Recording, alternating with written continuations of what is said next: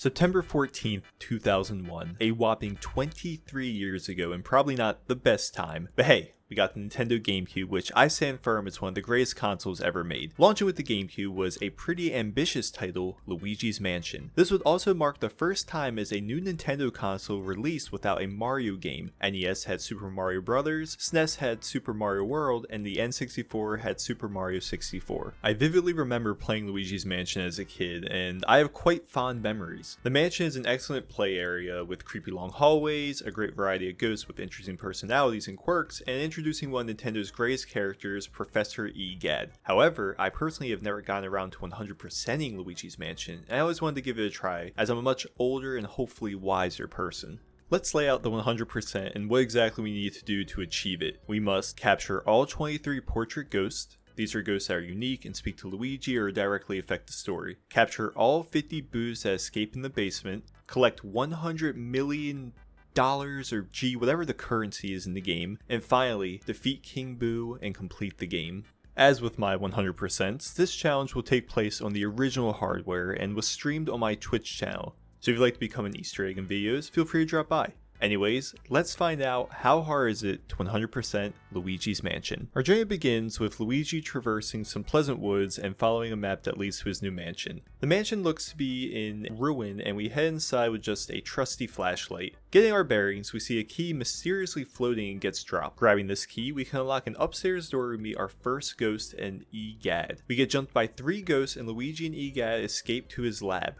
Back at the lab, Egad gives us the Poltergeist 3000, a vacuum to give ghosts the old suck. Heading back into the mansion, armed, we meet a Toad who is in shambles and he's so happy to see us that we can use him to save our game. Woohoo. We head back to the original room where we got jumped and antagonized the ghosts to show themselves. Using a combo of the flashlight and poltergeist, we capture the ghosts and we got our first look at the Game Boy Horror, used for looking at the map, scanning items, and receiving calls. Egad gives us a call to warn us of stronger ghosts within the mansion. These are the portrait ghosts. Using our Game Boy Horror, we can scan some cheese to spawn a money mouse and grab our first gem, an emerald. These are imperative heading to the $100 million goal. Within the study, we find the ghost getting studious, so we decide to end his need to learn by capturing him in our vacuum and officially getting our first portrait ghost. Airbending this nice lady doing her hair, we disrupt her enough to capture our second portrait ghost. So believe it or not, we are at our first main boss, the baby. I hated this boss as a kid. The crying could shatter glass. Anyways, using the balls it bounces at us, we can hit the baby to begin the vacuum process. A few phases later, we've officially defeated our first boss. We grab the pink heart key and area 1 is completed. Back at the lab, we send our captured ghost through a machine that makes ghosts into portraits. Kinda an awful fate for our ghost friends. We also are updated our money count officially at 4.72 million. Heading back to the mansion, we use our pink key to open up a whole new area.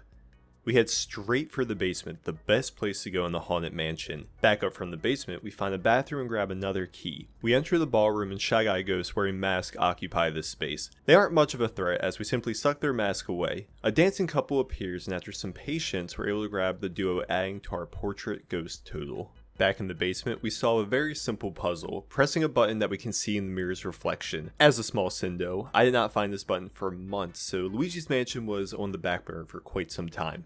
We press the button and 50 boos escape the basement as well as King Boo, the main boss of the game. This begins the boo hunt, so every time we clear a room and it lights up, a boo will appear in the room. Back at the lab, Egad teaches us about the boo radar, which will beep yellow and red to indicate where a boo is hiding within a room. Traveling back to the first room we cleared, we find Bamboo hiding and we can capture our first boo. I won't go over capturing every boo, however, since that will just be saying, hey, we got a boo 50 times, and it can get quite repetitive, but it's important to note, on the balcony we find another Toad and let him know what's up. We let another Toad know what's up in a washroom and grab another key. Finding a fortune teller ghost, she lets us know about dropped items. This will be important later on, so for now we'll just let her be. Finding a handy chest, we grab the fire elemental metal, which allows us to shoot flames from the vacuum after sucking up a fire element ghost. Using our fire bending, we light the candles in the fortune teller's room to acquire another key. In the hallway, we find Edwin Jarvis and light his candlestick. That sounds very suggestive now recording this,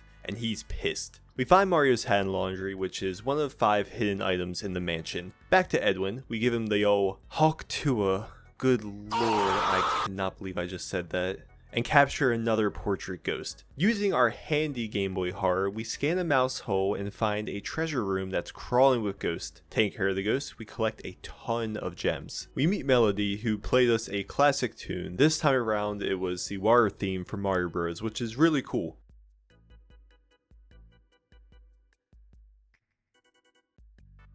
Regardless of her talent, she needs to be captured, and we do just that, adding another portrait ghost to our collection.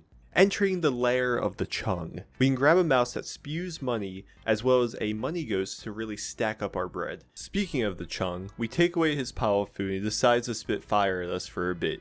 Avoiding his bad breath, we just barely capture him and add it to our portrait ghost count. After capturing the Chong, we grab the water elemental metal, which is like the fire metal. It allows us to shoot water. Outside, we make sure to give this plant some watery love, as this will be very important near the end of the game. Still by the plant, we can capture the dog that ate the ball from Sandlot, and he puts up a pretty good fight. We can add our furry friend to our portrait ghost count. Using our Game Boy Horror, we can teleport inside the doghouse where we find a graveyard. Approaching the middle tombstone, lightning strikes and our next main boss appears. For this fight, we need to suck up the shadowy versions of the boss and launch them at the boss to initiate the suck. After some repetition, we can finally suck up the boss and grab the green key to officially wrap up Area 2.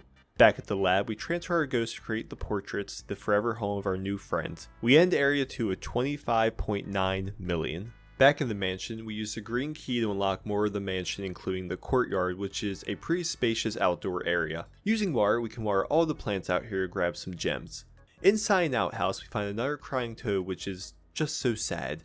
I'm a Goomba and missed the clip, but we grab Mario's letter from the birdhouse. We drop down a well, and Nintendo and their wells, I swear. But we see Mario for the first time. He's trapped within a painting, just like the ghost. Still in the well, we grab ourselves a key to the mansion's gym. In the gym, we see a ghost hitting my warm-up, so we decide to smack him with the punching bags hanging around. In doing so, we're able to add the gym ghost to our portrait count. Moving on and defying gravity, we open a chest and grab the final elemental metal, ice. We make a bathing ghost coal, which is kinda messed up, but we gotta capture it. In doing so, we add yet another ghost to our portrait count. So the next ghost we go after, I actually felt pretty bad about this one. It's just a nice grandma knitting sweaters.